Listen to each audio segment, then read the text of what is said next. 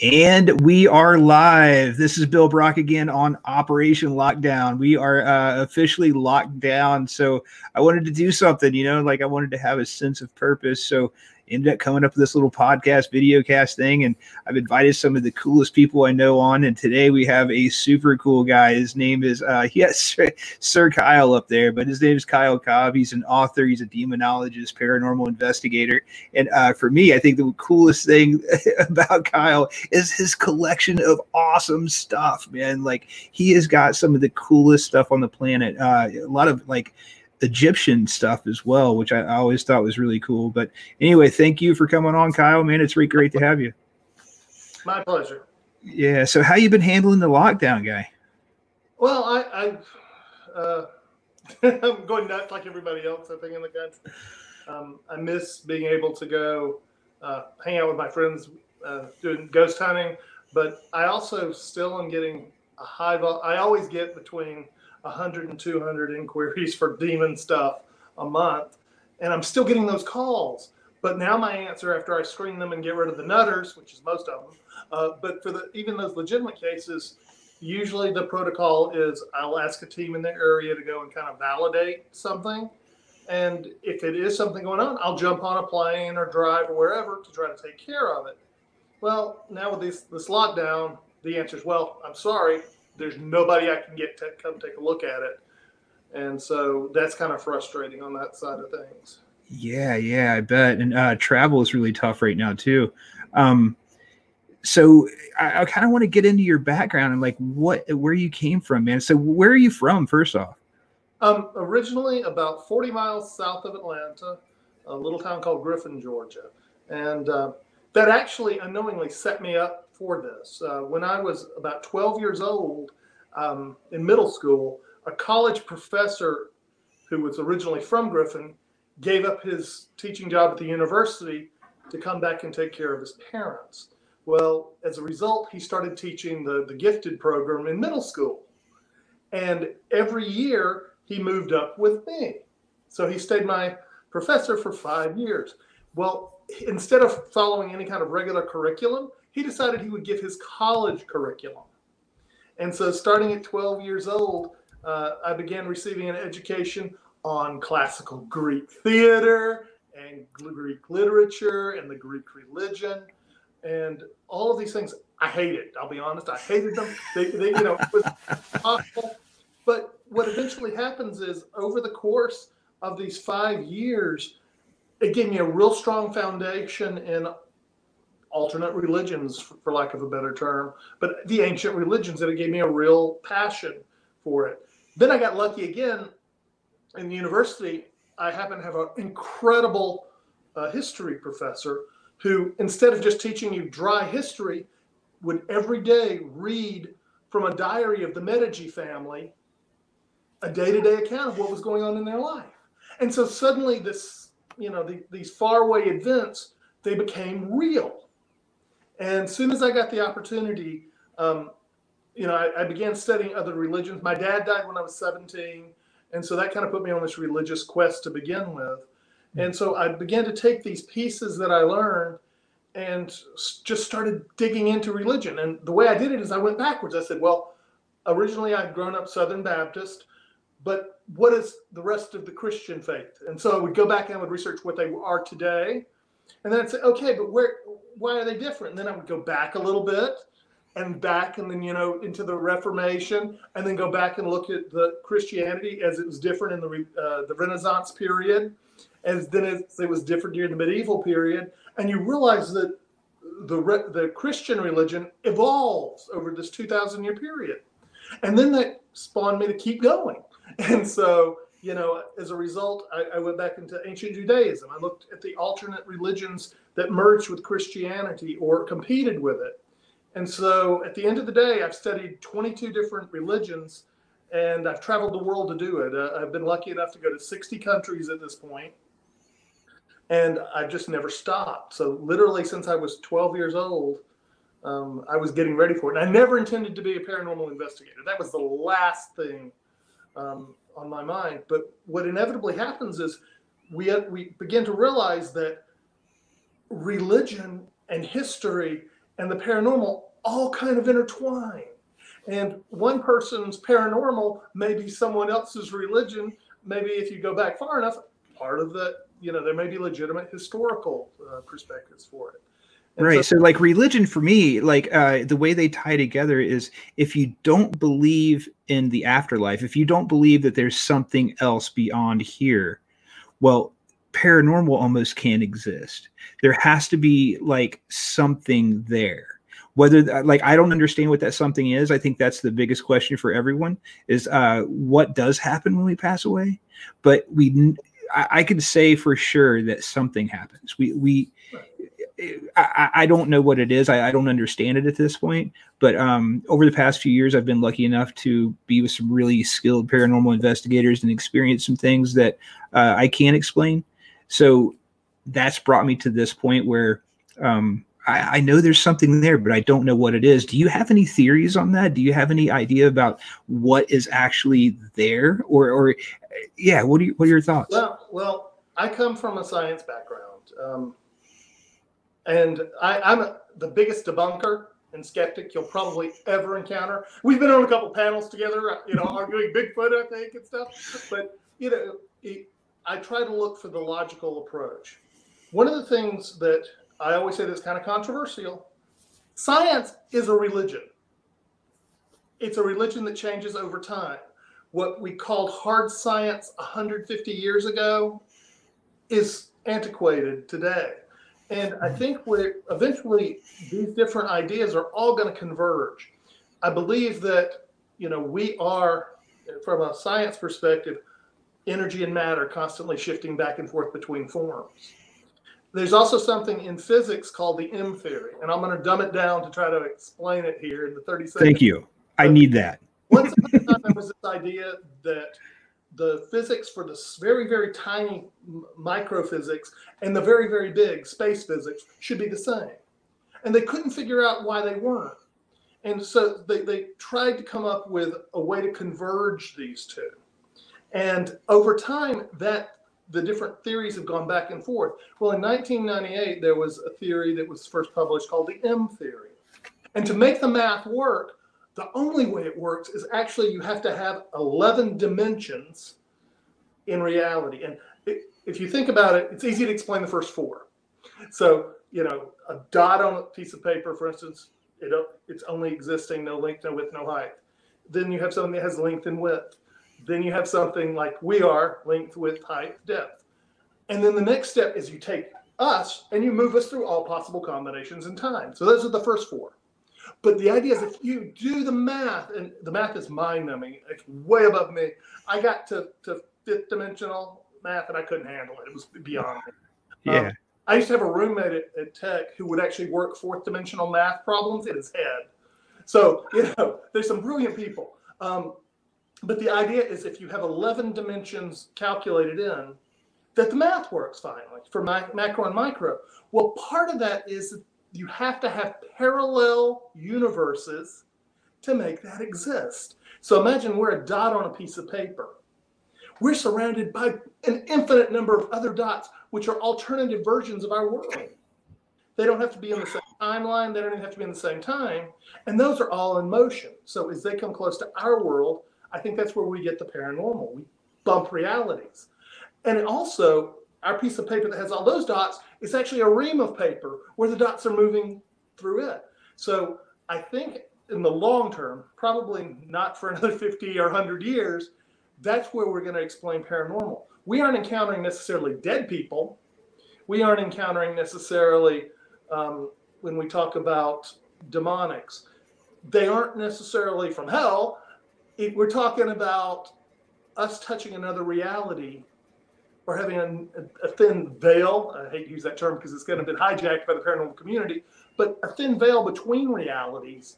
And as a result, we see things that we can't explain here. And that also accounts for things like cold spots.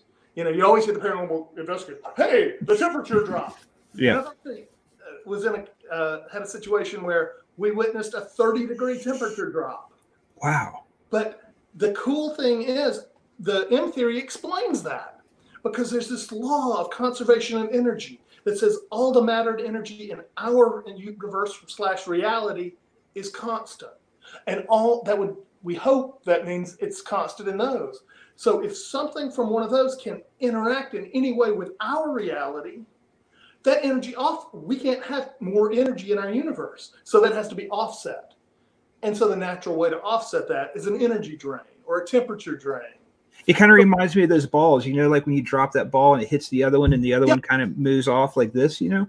I feel like it's almost the same thing. And when we do make contact, when that initial bam happens, that is paranormal experience. Like when they collide together. Is that kind of what you're trying to explain? Yeah, kind of.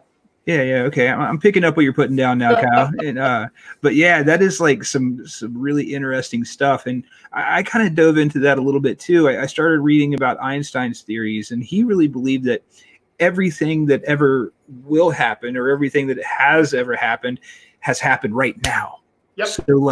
So how do you feel about that theory? Is that kind of the same thing?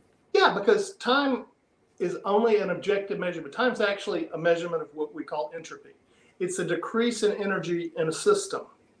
And so if you assume that the Big Bang, so to speak, was the highest energy level, then over time the energy decreases and we have a time measurement. But the reality is, just like a fractal, it's already spread out already.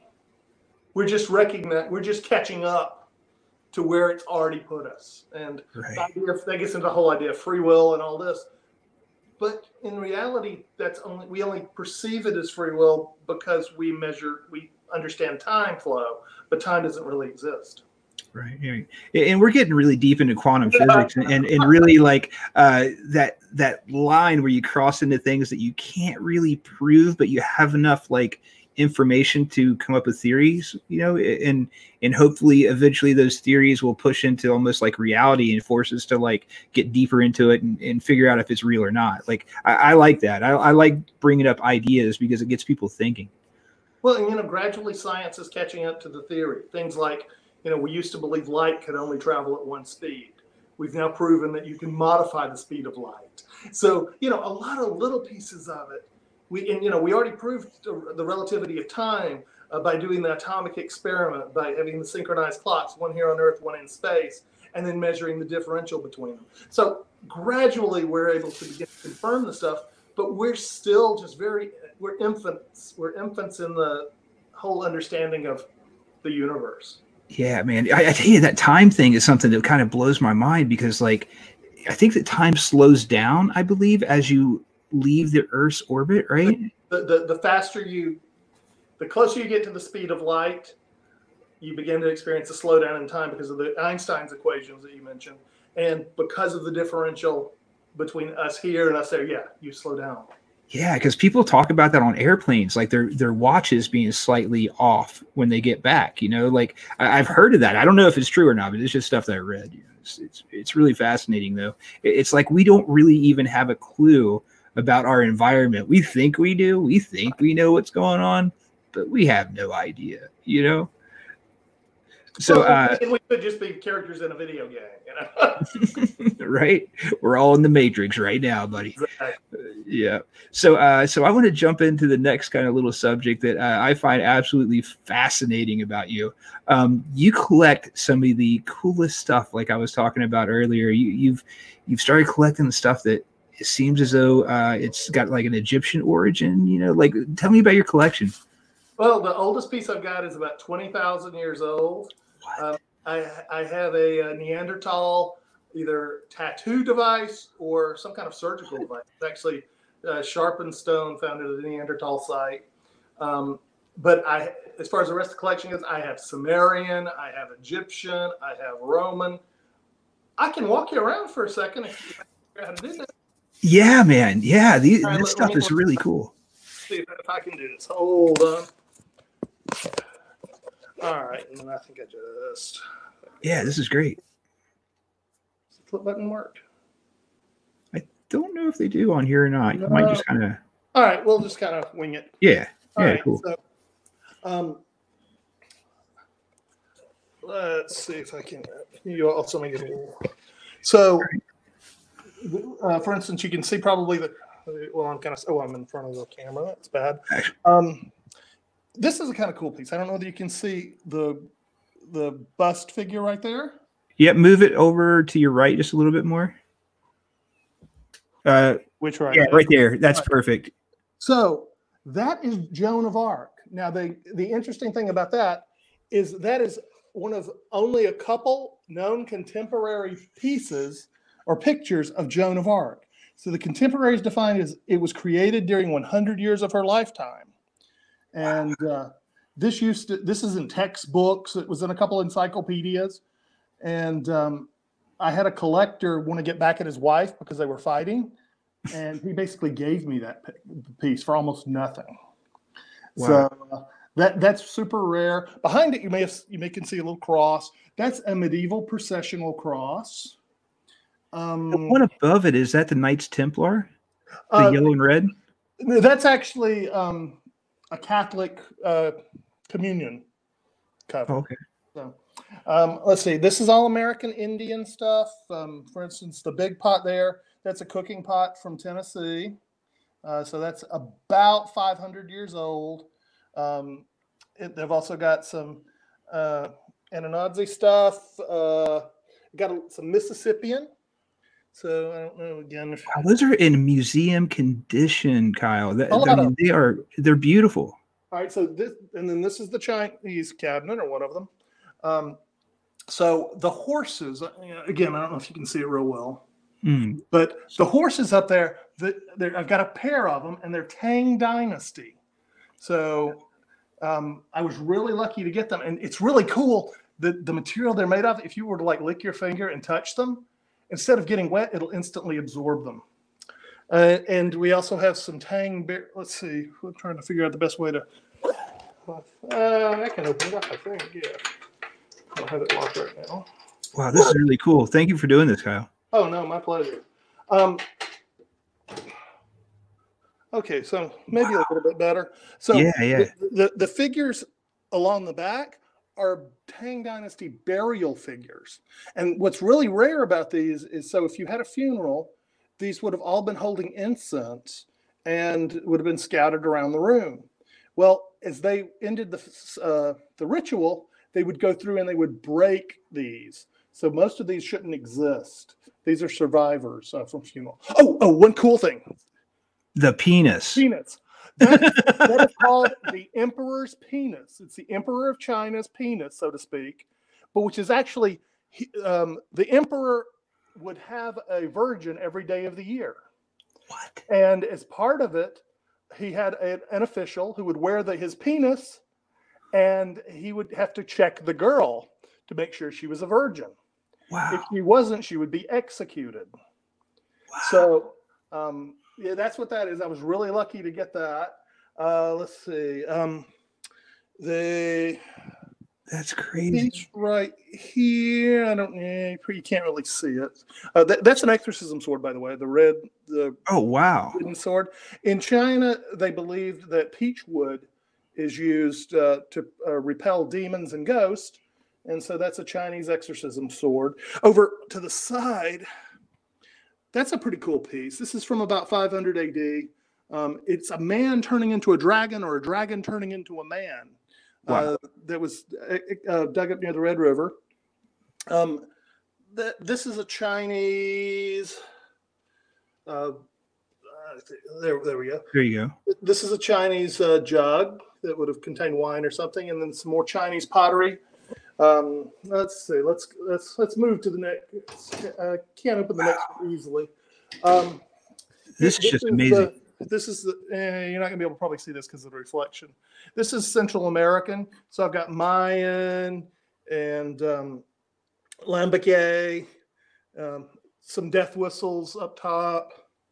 So this is all Chinese, all Central American, South American stuff. Chinese.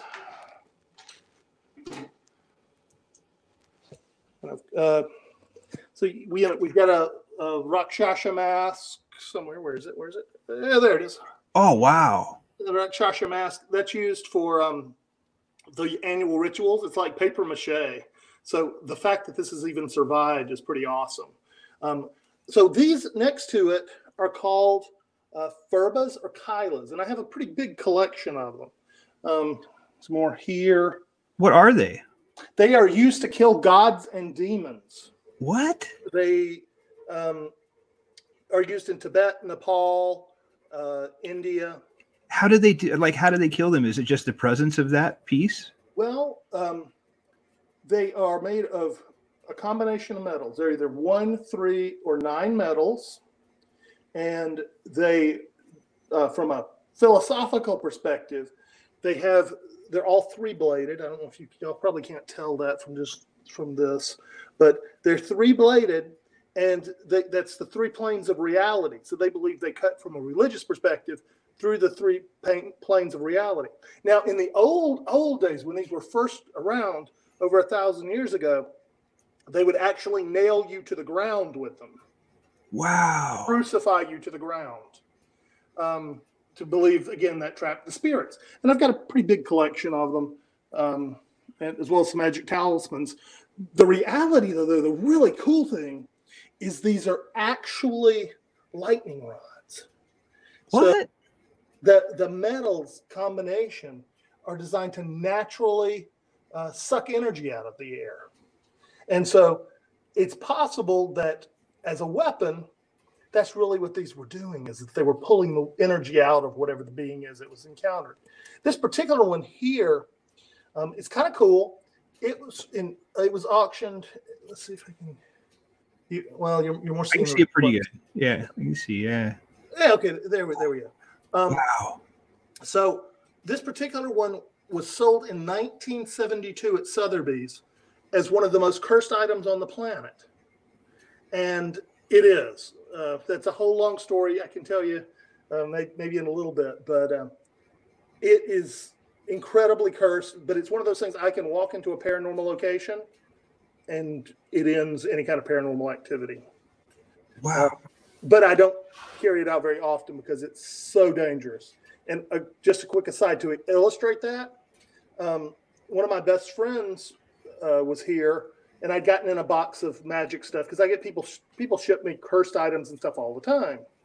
So as part of the protection, I brought this out and I'd set it on the table. And I told her over and over again, don't mess with it. She did. And her next month and a half of her life was total destruction. Wow. For no logical reason. All right, so I'm going to move on here. Japanese pornography. I don't know Oh, that's great. It's a scrimshaw, so it's made from bones. Oh, they were drawing boners on bones. Exactly. That's a Buddha that was taken off the ruins of a temple in Pakistan or Afghanistan, actually closer to Afghanistan. All right, so let me close this, and we're going to go to the others, to the other exhibit hall. Wow. Yes. Oh, and up there, I don't know if you can see. I saw a bow or something. Yeah. Yeah. So this is a handmade bow by the natives in Costa Rica. About how old? It's about 150, give or take. Wow. This up here is a boarding pike from the USS or from the CSA Alabama, Civil War to a boarding pike. Wow. Okay, so and way over there's an Indian set, but Kyle, you seriously have some of the coolest stuff on the planet, like literally. It keeps me off the streets. Okay. Right. But possessed by demons. And this may be also hard to see because it's so bright. Oh, whoa. Is that a shrunken head? No, but it is a Celtic. Let's see. Can I open this one? I don't remember where the kid. Oh, yeah, I can. Oh, God, is that a sarcophagus? Yeah. So the head, the kind of bald head, that is a Celtic effigy head. So they would use that as part of a ritual where they would basically kill the person ritually. And it's even got little stitching in the head where there was would have had like fur or some kind of maybe straw or something to look like hair. The head next to it, I don't know if you can see that. That's a medieval head of John the Baptist. So what? It's from about 1300. Wow. All right, this is kind of cool. I don't know if you can't see it really well. That looks okay. Yeah. It looks like a wig or something. Well, it is a shaman spell bag from New Zealand or New Guinea, Papua New Guinea. I'm sorry. And these are like crocodile bones on it. Oh, wow. And it is one of the few items. I have a puppy who's sleeping outside right now because I had to put her out. That she doesn't really bark at anything or whatever. She hates this bag. I had loaned it out for a while, and when I brought it back, she will just bark at it for hours. Okay, so there's another Mayan jug down there. Okay, and the last. So I have to ask. I really how did you come up with a sarcophagus? Oh well, the sarcophaguses are fake. Oh, okay. Yeah. I was going to say that. Yeah, wow. Funny story though. Emory's Museum back in the early '90s acquired a bunch of mummies from a place up along the Canadian border, a museum that had closed. Well, I had an opportunity actually to buy one. I couldn't afford it, I think, because I was poor. But it turned out, as part of this collection, they found Ramses II as one of the mummies that had in the collection. So anyway, that's a quick aside. I've actually spent a good bit of time in Egypt. I'm really lucky that I've got a driver there who's amazing, Hisham, and he has taken me around and gotten me places I should never be. Oh, that's cool. All right, so we'll look at a few more pieces over here. I can't get this is one I can't get the case all the way open, but okay. You can see. All right, so that's Hercules. Oh wow! From a temple again. I believe somewhere near central Afghanistan, but it's a Greek temple, so it goes over to the part of the area that was dominated by Alexander. So I was lucky enough to get that, and there's another piece. I don't know if you can see the other piece. The other piece is from that same temple. It's a hippogriff of some kind, but there's not another example of this hippogriff in the world. Wow. Okay, this is kind of cool. You'll probably never see another one of these in your life. So there you go. There we go. So this is a slave bracelet. So, oh wow. Unlike I guess popular misconceptions, white people didn't start slavery and didn't really start the African slavery. Tribes would capture each other and they would enslave the members. They would weld this onto the foot or onto the ankle of the prisoner. The only way to get it off is to, again, melt it off or cut the person's leg off or have them die. This one's completely intact, so that means the guy died wearing it more than likely. Or got his leg cut off. Yeah. And so they would wear these. So when the Dutch would actually take possession of them using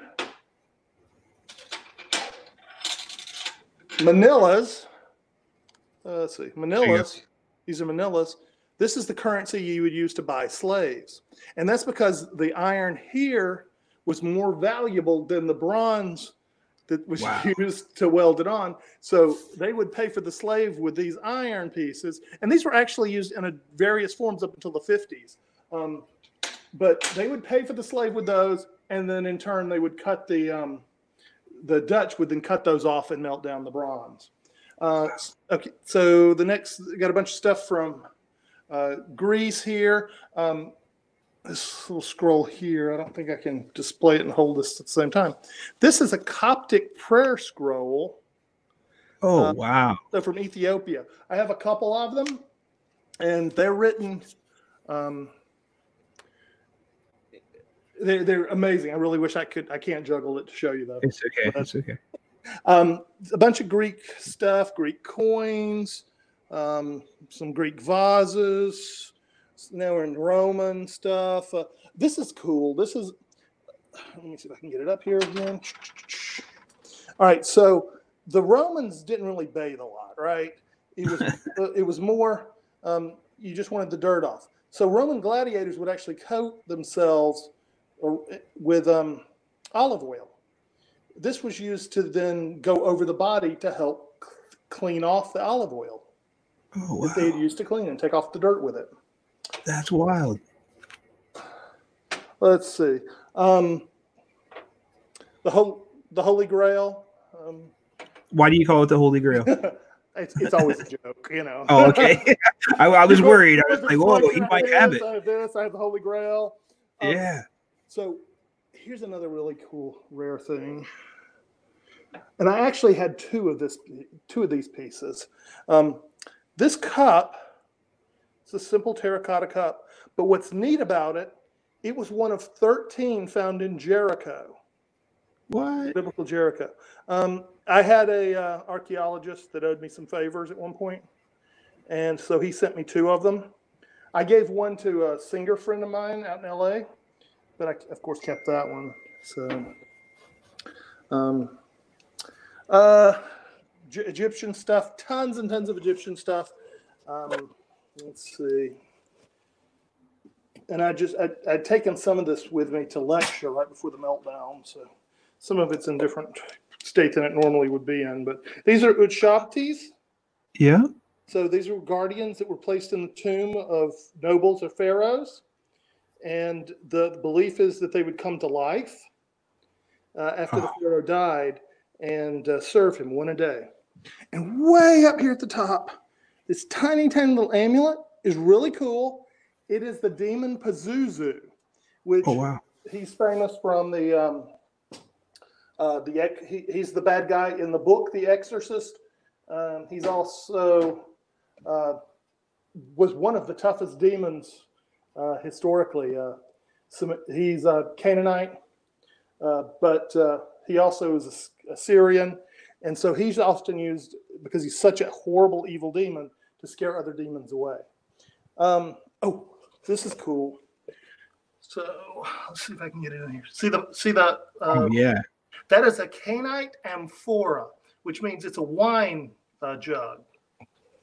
This particular one was found in Egypt in 1880 by a family on the Great Expedition in the desert.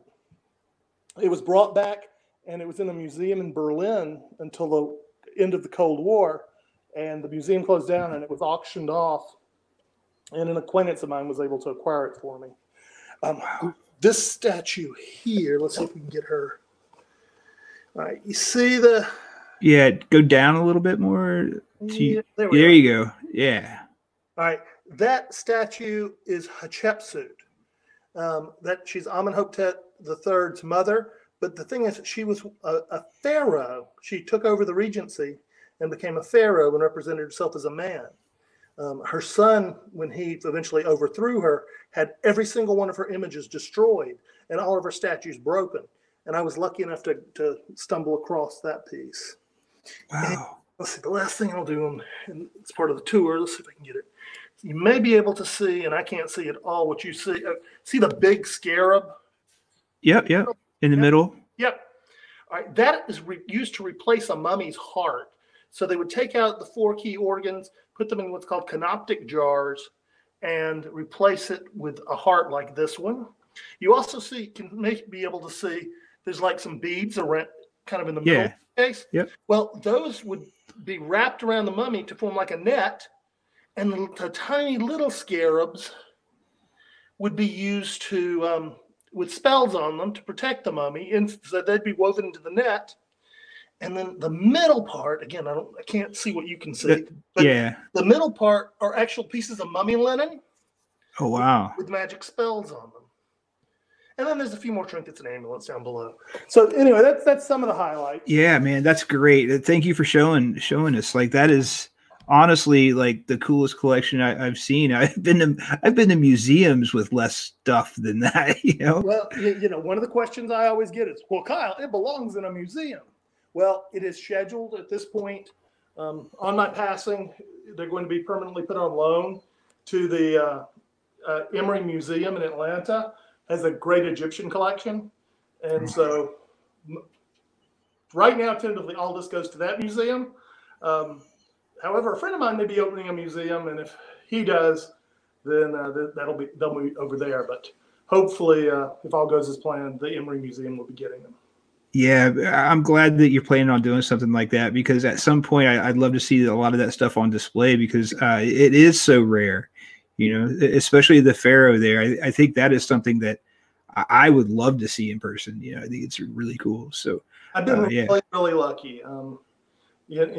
As I've gone through life, I've met some really cool people in different countries who understand my passion. My last time in Egypt, this was before the spring uprising. I happened to, have an opportunity to, when I wanted to go to I was down in the south part of Egypt in a place called Luxor, where the famous big temples are and things like that. But I'd been there several times before, and I was telling the hotel that, I wanted to go to this specific temple. I wanted to go to the Temple of Hathor. And they were like, no, you don't want to go to the Temple of Hathor. No, you don't. I'm like, no, I really do. And it turns out there had just been a few months earlier an attack. And so some people had gotten killed, not Americans, but so they really weren't allowed to go to the Temple of Hathor. But I said, no, I want to go. And they're like, okay, we'll arrange it. So I have a university professor assigned to me, and he becomes my man down there. I am supposed to meet him the next morning to go to Hathor. I come out, meet him, and there's literally a platoon of soldiers that have been assigned to accompany us. Trucks with guns on them, motorcycles, and all that. And so literally they were stopping traffic along the way to let me go to this temple. I get to the temple, they run out all the locals, and it's just me and this professor walking around the Temple of Hathor. So, I've had some really cool opportunities. I also, thanks to my driver, Hasham, great guy, thanks to him, I've been able to meet a lot of antiquities dealers in Egypt in particular. And I've seen some of the most, one of them who will remain nameless, invited me to his house as a dinner guest because I had known him a good bit. And after dinner, he makes sure that the young lady I had with me, she stayed with the women, he goes back into his office. And it's an office just like you'd think of it, until he presses this hidden panel on a wall and the door slides back. There are literally 6-foot-tall gold statues. What? Because what he does is he's located in the old capital of Memphis. And the farmers, as they're tilling in the fields, will find artifacts every day. Wow. He buys them for $1 an artifact. And some of these, I shouldn't say this, but one particular piece I got from him, I paid $20, $30, and it's $10,000 to $20,000. Wow. So yeah, that's the kind of thing. That's since 9/11, that's a lot harder. But yeah, that's cool. Been really treated well by people. That's just friggin' amazing. So since you just showed me all this stuff, I have to ask, do you think any of that stuff is haunted? And which pieces? Oh yeah. We've got a few pieces. Let me grab a piece out of it. Okay. Sounds good. It's super fascinating to me how something can be haunted, because I run into this all the time. People are always telling me like they have like a haunted doll or something, but I have a feeling whatever you have and you say it's haunted, it's probably not going to be a Raggedy Ann doll. Yeah.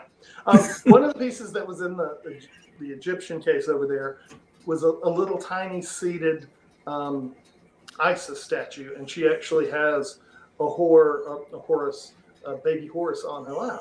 Tiny little piece. It's one of the earliest pieces I got. And I never thought anything about it being haunted. And this is particularly back in my place in Atlanta when I was living there. I would set the statue facing a direction, and the next day, she would be in the exact opposite direction. Over time, what I realized is that she's following the sun. Oh. The statue would literally rotate throughout the day from the birth of the sun in the east to the position in the west. She's pretty amazing. I actually have specifically her in a case where she can't do that now. So this got her all locked down. This little piece right here, let's see if I can get it close enough. So it's a tiny little piece. You see it's got holes in it to suspend it, and it's got a big hole here.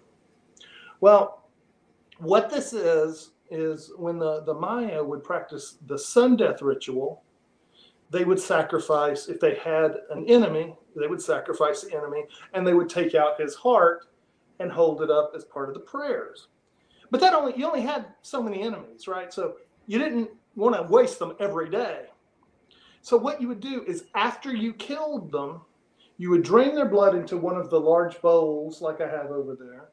And then for the sun death ritual, you would take this specific piece, which is supposed to be the heart of, it's a surrogate for the heart. This would be then filled with the blood of the enemy, and they would practice the sun death ritual with it. So potentially hundreds, if not thousands of people's blood went through this as part of the ritual. Wow. So do you feel it's haunted? This one has always been over the top. When I first brought it home, I had objects moving around. You had banging, you had all the typical stuff of a haunting. And once it finally settled down, it's pretty benign at this point. But I do keep it locked up in the cabinets behind some of the furbas. So, man, that is cool. Yeah, all the time people are sending me their haunted stuff. I get literally, I have a mail service. When I go there, every time they're like, Mr. Cobb, I don't know what you're doing, but whatever it is, you're driving us nuts. and sometimes it'll be like boxes of hundreds of items. I've had people who were black magic practitioners and all of this stuff that are like, I can't handle it. Here, take this. And so and then it's most of it's junk. So you just triage it. But every once in a while you get something that's just like crazy. So you have to deal with it.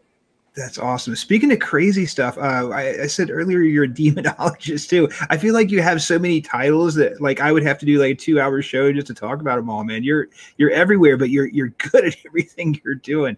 So you're a demonologist. Can you tell me about that and maybe some cases you've had that's really affected you somehow? Well, first of all, when I say I'm a demonologist, that's different than the guy who's on that television show where they have paranormal adventures and he gets possessed every week. Yeah, I know that guy. It's also different from the guy who has made himself a bishop in his own church. So, I'm not a TV guy, okay? First and foremost, my dedication is to the truth. And that's where I take this history stuff and leverage it. Because, again, I never was planning on being a demonologist. It's crazy. But what you discover is, as you look at religion, what we consider demons, for the most part, actually can be traced much, much older, in a lot of cases, to the gods of older religions. And when we talk about demons, there's also two different kinds when we're talking about it. The Christian perspective on demons, or the Western, is radically different than the rest of the world. So, for instance, I just had published a new book, and as part of it, it was called Forgotten Lore. As part of it, what I did is I would get calls all the time from paranormal teams or from priests and from people who are trying to do exorcisms and not, saying, this demon's claiming to be, Zozo, or this demon's claiming to be Beelzebub or Lucifer. And so they would come to me as a resource. Well, part of what I have done and do on a regular basis is I want to know what the real origin is. So I will take a Christian demon, and I'll use a good example, Beelzebub. Most everybody's heard of that. Beelzebub has big headlines in the Bible. He makes some guest appearances on a lot of television shows. Great guy. But it turns out that Beelzebub, if you roll it back, didn't used to be a demon. Beelzebub is actually a corruption. It's literally Baal Zebub in the Hebrew, and that means Lord of the Flies. Well, it turns out that that was really a taunt to the competing religion next door. The Jewish religion didn't used to be one religion. They didn't used to be monotheist.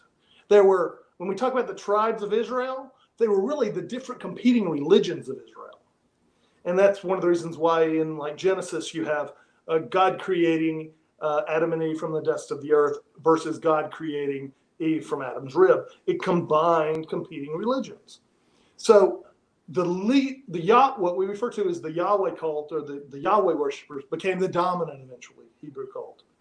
But literally, the temple was right next to a competing religion, which was worshipers of Baal Hadad, which Baal Hadad is this Canaanite god. And his name is, he's also one of his titles, and Baal means Lord. So there's tons of balls, lots of big balls in the temple. So Baal Hadad, one of his titles, so Hadad's his name, so Lord Hadad, but he was also called Baal Zebul, Lord of the Earth. And so he was being taunted by the worshippers of Yahweh as he's not Baal, he's not the worshiper Lord of the Earth, he's the worshiper Lord of the Flies. So that's where Baal Zebul comes from. And it turns this, as a god, though, he was actually, his cult goes all the way across the Middle East. It even goes through to northern Africa and Libya. He was like the main god. So from a Jewish perspective, if you're writing the Old Testament, he has to be the biggest and baddest of the evil gods. And that's how you kept your followers from going into his religion. And then it's also one of the things that, as we're looking at these, all the time you find most of the Christian demons are corruptions of another religion's god. Or in some cases, misinterpretations. But that's even true of the winners. So let's say your cult, the Yahweh cult, is trying to get one of the other Jewish sects to merge with you, to unify the religion. They have a god that they worship, the god of healing. You say, oh, that's not really a god. That's a subservient to our God. That's an angel. So for instance, Raphael, the angel Raphael, they retranslate to be the healer of God. But in the Old Hebrew, it's the God of healing. And so that's the kind of thing as a demonologist I do. And I dig in and I say, okay, is it really logical that an 8-year-old can summon a demon using a Ouija board?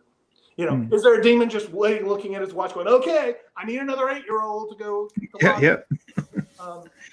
And, you untangle the truth.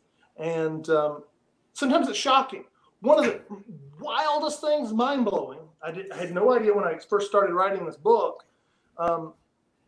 was Lucifer. Lucifer's a typo. What? Honest engine, Lucifer's a typo. No way. The only time Lucifer is ever used was originally in Isaiah 14:12. And at that point in time, Isaiah is, the Jews are in exile from Jerusalem by the Babylonians. And the prophet Isaiah is talking about the eventual retaking of Jerusalem. Well, in it, he's in 14, he's taunting either King Nebuchadnezzar II, or it could be his son. We don't know for certain because his son was also the regent. And he's saying, he that is so great, he that sits on the high throne, he that people scream about, he who light shines from, or he that bears the torch. Well, the Greek or the Hebrew word for the torchbearer is Hallel. The word Hallel gets translated into Greek when we start making the Bible. The earliest Bible we have out there is something called the 70. That's the English translation. It's easier for people if they want to look it up to find it. But when they translate it, They do it as Hiephos, which means, again in Greek, one that carries a torch. Because literally that was a job. Yeah. And a king or whoever was walking outside, you had torch bearers to accompany them. Well, when the Vulgate, which is the first Latin Bible, gets written by St. Jerome, they translate that, again, light bearer, into Latin. Well, the Latin word for light is lux. When you decline it to someone who carries a torch, it's Lucifer, lowercase l. So what eventually happens is over time, the lowercase l gets capitalized. And the primary guilt for capitalizing it can really be traced back to the English. But there were some Latin instances where people would say, oh, that's a cool word. And so there is a Saint Lucifer. There's a Bishop Lucifer. It wasn't a bad negative thing. It wasn't until around the 1300s that it began to kind of get some negative spin. And that's why in Dante's Inferno, Lucifer appears at the bottom of hell. And I'm watching my dog eat my palm tree. So we see that Lucifer becomes a bad guy. Well, then during the Protestant Reformation, Martin Luther and Calvin all wrote, no, this is a mistranslation. You're wrong. And that was part of the basis of the Protestant Reformation. So fast forward that. So for 500 years after that, there was no Lucifer. He went away. Then in 1909, there was a version of the King James Bible published. And the King James Bible always capitalized, all the way back from the very beginning.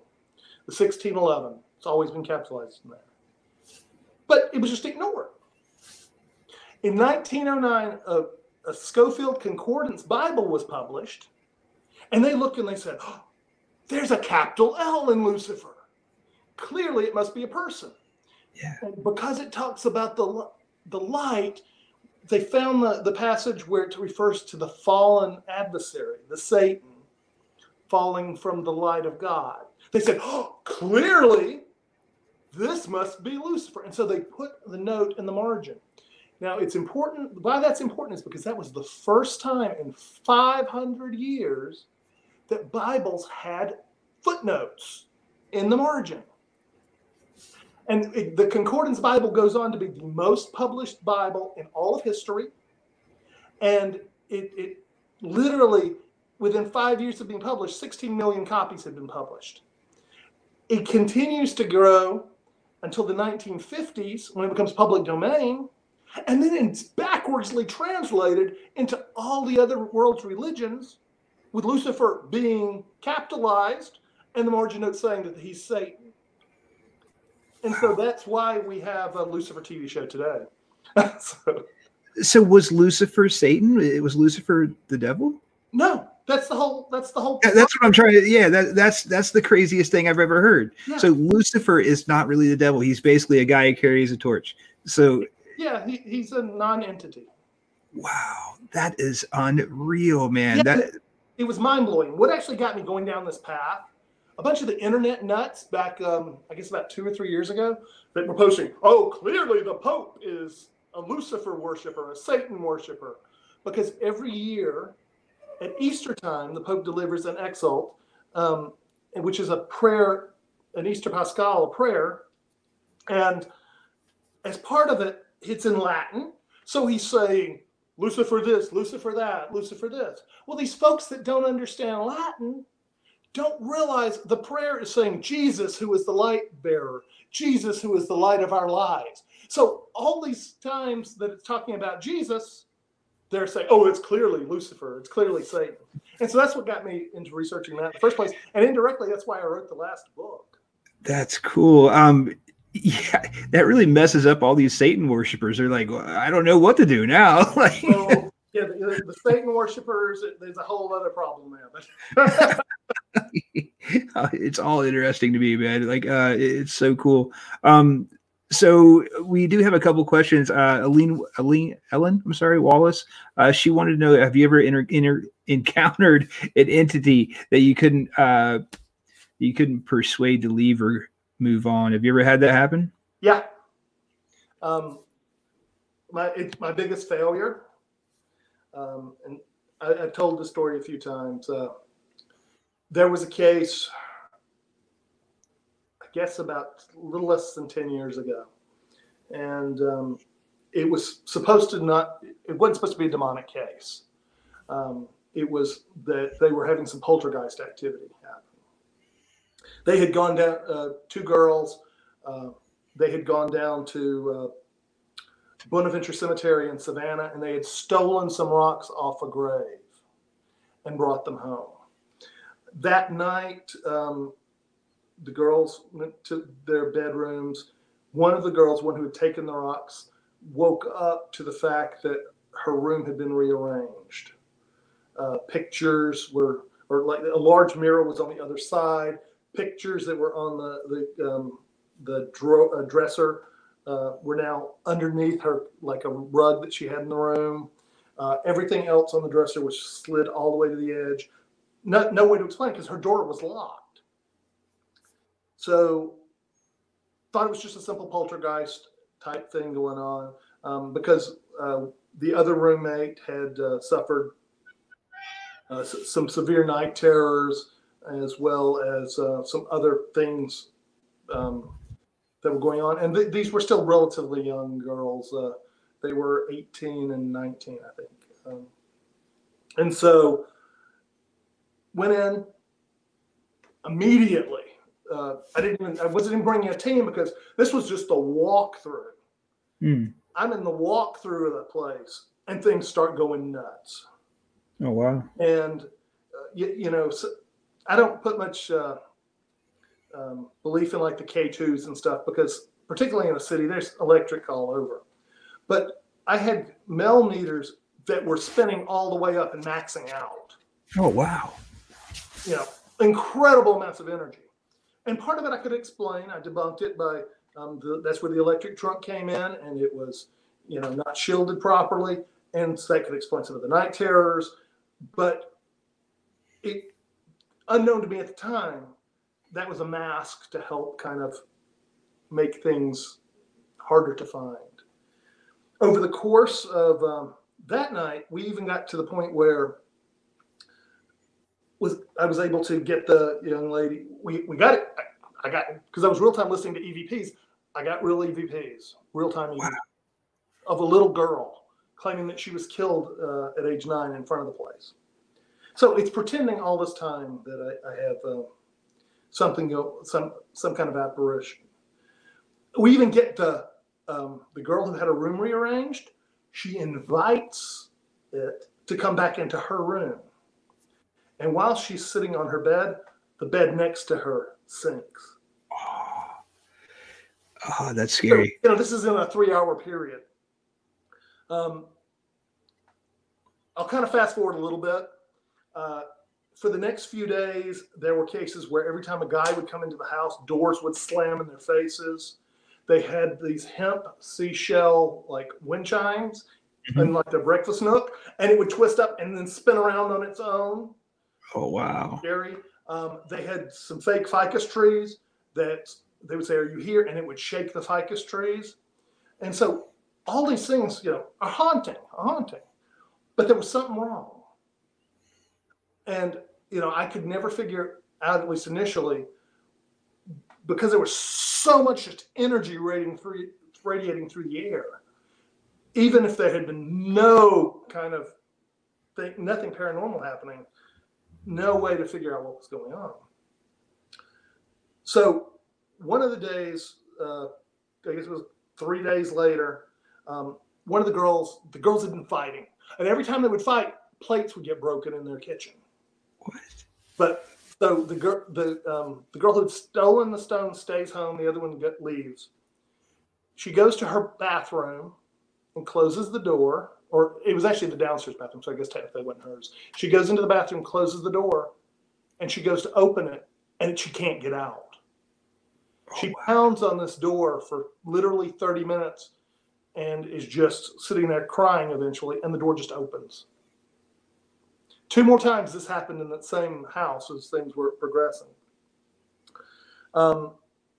As part of the whole investigation, sometimes I can be a little dense. Back then in particular, demons are rare. Okay, let me back up.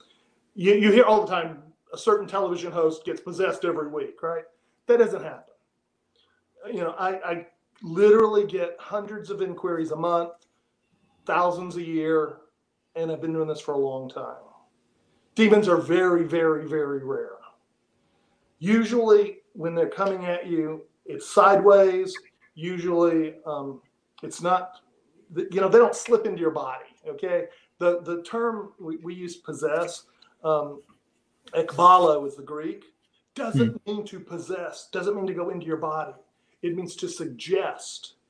And so what demons really do, their possession is them planting thoughts in your head as though they're your thoughts. Oh, wow.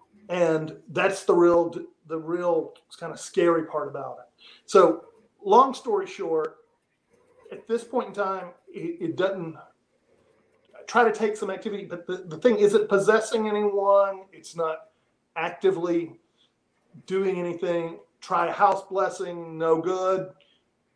It's pretty clear, though, that this is getting more and more belligerent. And so I recommend to the girls, I'm like, you know, you only have a few months left on your lease. You should consider moving. You know, if it's something that's site located because it seems to be feeding off maybe of the energy coming through this trunk, or maybe something else had it bound here and you just caught its attention, consider moving. And so that was the plan. But I made a mistake. I told them that in the house. It heard me tell them that in the house. Oh, wow. And later that day, when I went home, it caught me before I was in the house protected. It was late August, and this was in Atlanta. Temperatures 100 and something degrees every day. And it said, Kyl, you're cold. What? So for the next 6 weeks, I was freezing cold. I was wearing heavy winter jackets. I had blankets wrapped around me. I was literally, there was nothing physically wrong with me. The doctors are like, you're killing yourself. You know, you're literally burning yourself up. And it took a little over 6 weeks to get over it. And as a result, that case went way, way south. I was out of commission. I almost gave it up for good. So the punchline on the case, the girl was supposed to move. They had a place lined up. They were supposed to, after they moved to the new house, they were throwing a birthday party for one of their friends. I think it was actually his 21st birthday, as memory serves. And a week before they were supposed to move, they got a call that said, you can't move right now. We have to push it back 2 weeks. So they actually ended up having the birthday party in this location where the entity was. In the middle of the birthday party, the guest of honor disappears, and they hear a crash upstairs. They go in. They find the sheet from the bed tied around the brass bedpole where this out, and this kid had thrown himself out the window and broken his neck. Oh my God, that's horrible. Yeah, the girls left that night. They never went back. One of them still is in counseling. Last time I had communication with her. Another one was actually institutionalized for, I believe it was around 3 months. So yeah, I don't always win. So these things are dangerous. Like really, like I've put myself in like some bad situations. Like I've definitely stuck myself in places where I probably shouldn't have been, in with the thought that these things that we chase after, the paranormal, whatever, have no ability to affect me in my world. So I put myself in situations thinking I'm good. You know, like they can't really get into my head. But what you're saying is they can. That's terrifying, man. Well, and you know, it's really hard to discern. Another example of when they have suggested. I had a small paranormal team. I think we were running 4 of us, or at least there were 4 of us that had gone up.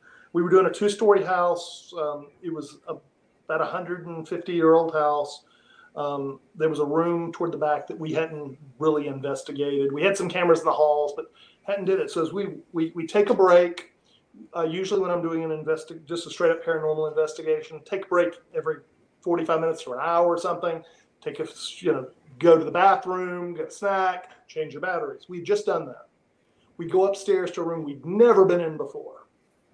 And as soon as we walk into the door, one of the cardinal rules for a paranormal team is you never abandon your teammates. Mm.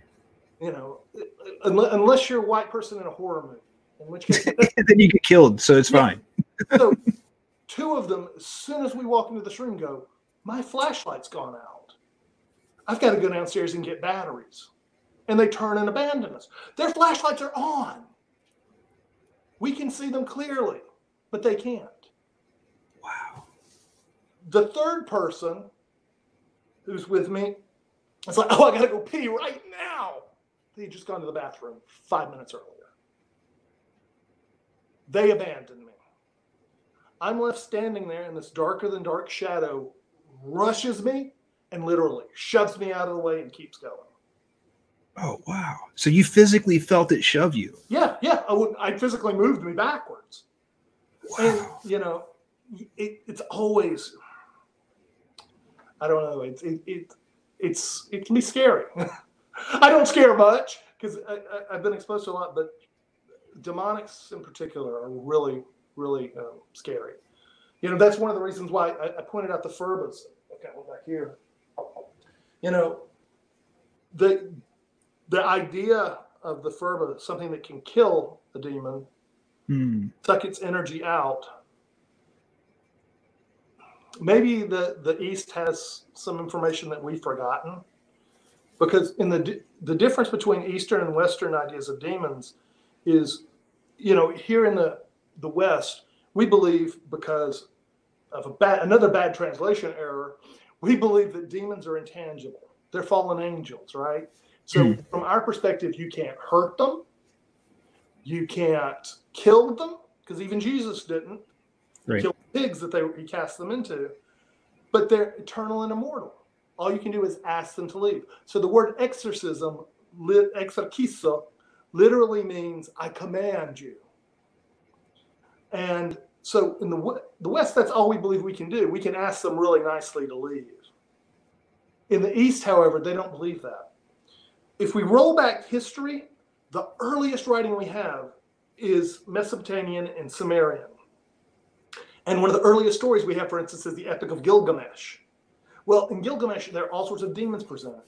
And the Sumerian understanding of what a demon is actually forms the foundation for all the religions of the world, and they just get laid upon. So, for instance, baptism is a Sumerian exorcism water ritual. I didn't know that. Yeah, the Hebrew baptism is direct. One of the coolest historian type things I did is I was researching my first book years ago. I found the exorcism spell. Oh, that's awesome. I'd heard about it for years, and I actually was reading one of the texts, and I'm like, holy moly, this is an exorcism spell. It's the exorcism spell. Since then, I've actually found 3 others, but to find the complete text of a Sumerian exorcism spell was mind-blowing. So anyway, a lot of the concepts that we have for what demons are, both Eastern and Western, you can trace back to that. Well, the Hebrew influence, the Christian influence, again, they became intangible and immortal. But to the East, they remained physical beings just like you and me. The difference is they're not human, and they can turn invisible. Oh, yeah.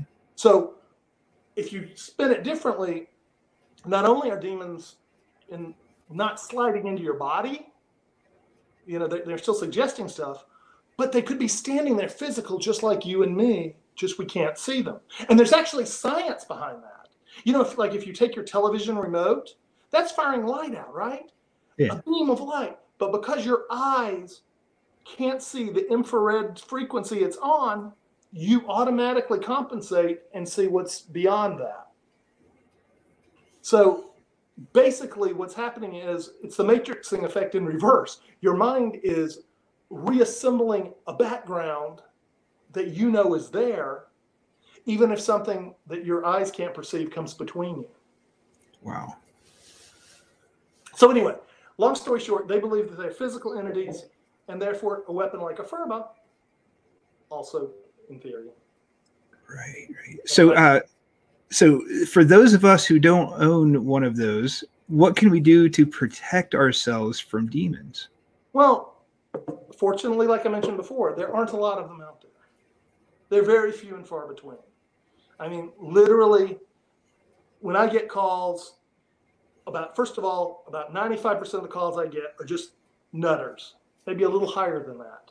They're people who've seen one too many episodes of whatever the TV show is that week. They've seen the host be possessed every week. I can tell you without watching television, who was the guest star on Supernatural this week? Who was the guest, who showed up on that other ghost show? Yeah, yeah. I can tell you because that's where the calls are. What demon made an appearance in this movie? Because a lot of people psychologically are impacted by the idea of demons right now. So after you get rid of all that, you take what's left. Of what's left that are still claiming to be demons, again, 99% of what's left aren't demons. Sometimes they're just simple apparitions. An apparition that's angry, or sometimes it's, again, there are other factors, medical, whatever. You can go through and you can discount those. So what you're left with is maybe 1 out of every 1,000 inquiries is something legitimate. And there's some tests. When I'm looking at it and really getting up front, there's some kind of tricks we use to try to determine, all right, is this person faking it? Sometimes you can just flat out feel the thing. I mean, you walk in and the hairs on the back of your neck rise, and it's not like the movies. All right, it's not going to stay there and continue to suck on a victim or hang out with a victim if it doesn't have to, or if it's challenged. It's like a mosquito, right? We all just want to feed. We want to go wherever we can get easy food. Right. Well, the demonic's the same. Just like the case I mentioned before when it was pretending to be a little girl. That was to throw us off because it didn't want to fight. It had a particularly nice location, but if we thought it was an apparition, hey, no big deal. We wouldn't have bothered. Right. And so most of the time you find that they're on a feeding pattern. Like it'll go to this girl or this person, this person, this person. Drug addicts, mentally ill, physically ill, the infirm, elderly people with dementia. I mean, it's going to feed on the easy targets. The weak, the people that aren't able to really fend it off and smack that mosquito away. The people that can't really stop it, And just as important, the people who, even if they say that there's something after them, you're crazy. It's delusional. People that wouldn't be believed. So not only do they not get resistance from the victim, they don't get help from the victim's supporters. So that's wild. Yeah. I wouldn't worry about it, the average person out there. I usually joke when I'm getting ready to do a speech sometimes. I'll say, if you know who I am or if you've used my services, you've really made a bad life choice. Yeah, you've put yourself in a bad situation. Nice. So one other thing I wanted to touch on this because you are an author, and right now us artists and authors can use all the help we can get. So what's the name of your newest book? And I don't know if you really need to show us the cover, but you do have it. Awesome. Somewhere. So how can people get it too? Forgotten Lore. And basically this is a book that it's just what it says. So for instance, most people, if they want a demon book, some of the other people in the field, it turns out if you look up an entry for Lucifer, it'll say, well, and Lucifer appears in this grimoire and in this grimoire, whatever. It doesn't go into really any detail. So what I actually do is I actually go through and I am presenting like the pages from the actual grimoires and the actual translations. So I don't want people just to be told that they can find it. I'm actually going to go through and bring the text. So it's the forgotten lore. And so what I've done is I've taken a little over a dozen demons, and I've gone through and given the history. Plus, one of the other things I do is I go through and kind of give a further explanation of the ideas behind how we even get our knowledge. Everybody's heard of something called a grimoire. And we've all seen these big magic books that witches use and all this.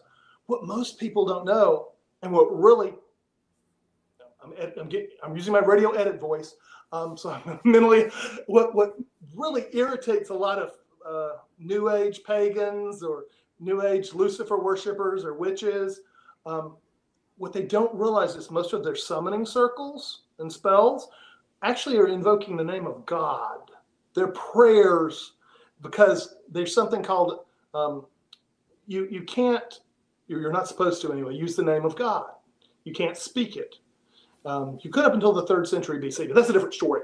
So what happens is they would abbreviate it or write it, and we would translate the vowel or the consonants as Yahweh, roughly.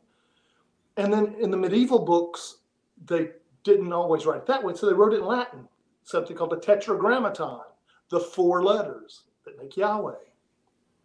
And they would also, as part of it, the star, for instance, you've all seen the satanic star. Again, that's a Christian symbol. The story is from between the 1st and the 3rd century. There's something called the Testament of Solomon. Yep. It tells the story of King Solomon.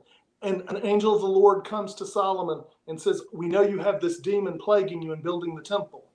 Use this magic ring to control the demon. And it's the pentagram inside the circle. And Solomon then goes through and summons it. And that becomes actually the foundation for most understanding of demons in the Christian world. So these circles, summoning circles, spell circles, really, if you look at the ones that haven't been corrupted in the late 1800s, are all prayers to God as the most powerful being to allow you to control this demon as a form of protection from the demon. It's not to summon it to do your will as much as it is to basically confine it or bind it to prevent it from causing harm to you. So all these like New Age folks are, let me copy down this summoning circle, and they write all these characters on it, which they don't really even realize. Usually, sometimes they're Hebrew, sometimes they're Phoenician, sometimes, all these different languages they just don't understand. They think they're magical, but it's actually different names of God as part of the spell. And then usually the very center, you'll hear the term sigil. Oh, it's something, an evil symbol or whatever. No, a sigil is a form of shorthand. Just like, we would use the what we would call the hashtag today. Yep. Used to be the pound sign, used to be the number sign. It's just a symbol that represents the word because you're handwriting stuff. And so you didn't want to write it 50 times, so you just draw the little symbol and keep going. So all of this stuff that they're using for magic, really that kind of stuff. So that's other stuff I deal with in the book. And man, so they're praying to the wrong guy. Man, you just like messed up Lucifer. You just messed up like all the witches. Man, they're all going to be mad at you. Well, I also need given a copy of the proof editions to some of the guys at my church, and it blew their poor little minds away. I bet. Man, you are absolutely a fascinating guy. And if someone wants to like get a hold of you or buy a book or just learn more about you, how can they do that? Books are available on Amazon if Amazon ever starts really shipping again. I know that Amazon has like a month delay on like non-essential stuff right now. So you can get them on Amazon, Barnes and Nobles if they do reopen. You can get it there. My website is gasp, GASPS.com. Or you can just Google Kyl Cobb with no E, KYL Cobb, COBB, and it'll come up. But and I have a lot of the information from the first book, a lot of just general paranormal stuff out there. and I actually even have a hidden section. There's a library section, which I actually have some different grimoires. Well, I've gotten the real copies of the grimoires out there for people to peruse. And, I'm here. I get hundreds of emails, and, I used to speak a lot, and sometimes I still do a lot of events with like ghost hunt weekends and stuff, but the caseload and the travel, can be rough. You're a traveler, man, star and all that. So we've done some of the TV or same panels and stuff, man. And I wish that back then I would have known what I know now about you, because you're fascinating, man. I think that you're super cool. I love what you do, and I want to really thank you for coming and hanging out today on good old Operation Lockdown. And hopefully this lockdown kind of goes away pretty soon, and we can all get back to selling our books and filming stuff and all that other kind of good stuff. But anyway, yeah, man, thanks a lot for coming out today. My pleasure. Yeah, cool. All right, guys. Well, I am out of here. I hope everyone has a great weekend, and I will be back on Monday with another awesome guest. So until then, stay safe.